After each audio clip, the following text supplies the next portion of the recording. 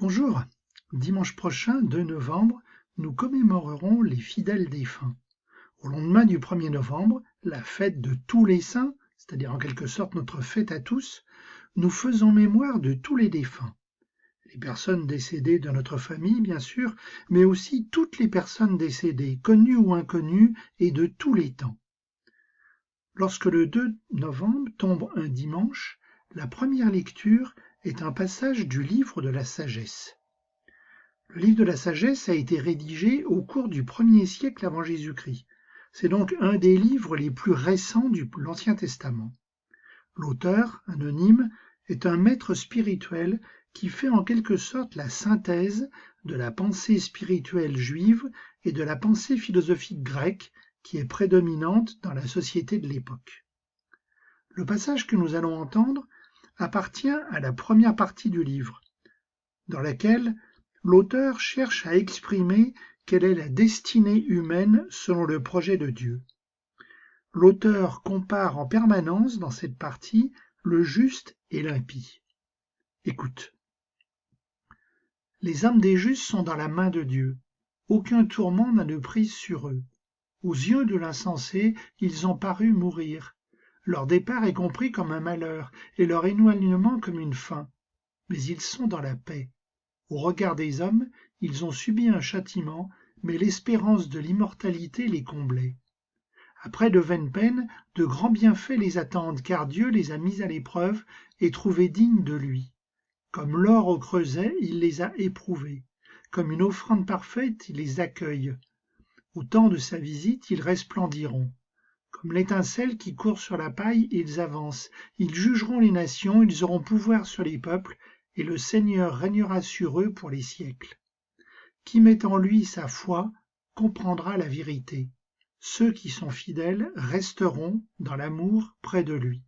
Pour ses amis, grâce et miséricorde, il visitera ses élus. Tu as bien écouté? Alors, expliquons d'abord ce qu'on en entend par le juste dans la Bible. Attention à ne pas faire d'erreur de sens. Il n'est pas question ici du domaine judiciaire, de justice, de procès ou de je ne sais quoi d'autre. Le juste, dans la Bible, c'est celui qui écoute la parole de Dieu et qui la met en pratique, c'est-à-dire celui qui observe la volonté de Dieu. Autre mot piégé dans ce passage, l'âme. Dans la conception de l'Ancien Testament, l'âme n'est pas une simple partie de l'être humain. Elle correspond à l'être humain dans sa totalité, à sa personnalité en tant qu'être vivant.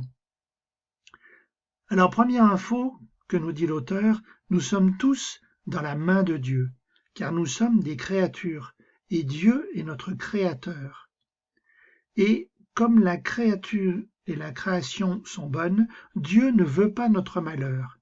Nous sommes créés pour le bonheur. Un bonheur qui nous est accessible malgré les difficultés de la vie, car rien n'est jamais simple. Nous serons toujours confrontés à des difficultés, nous le savons bien. Mais celui qui croit en Dieu croit aussi à l'immortalité.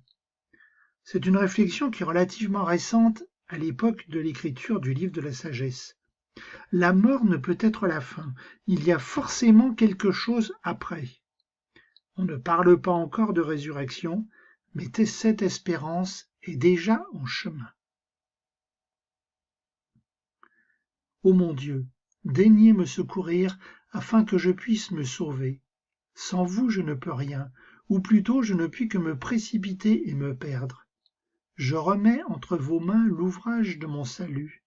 Dirigez-moi et secourez-moi, puisque vous seul pouvez me donner les lumières et les moyens convenables pour arriver à ma fin dernière. Ô Jésus mon Sauveur, dans cette affaire du salut qui est mon tout, ne m'abandonnez pas. J'ai besoin de toute l'efficacité de votre secours. Amen.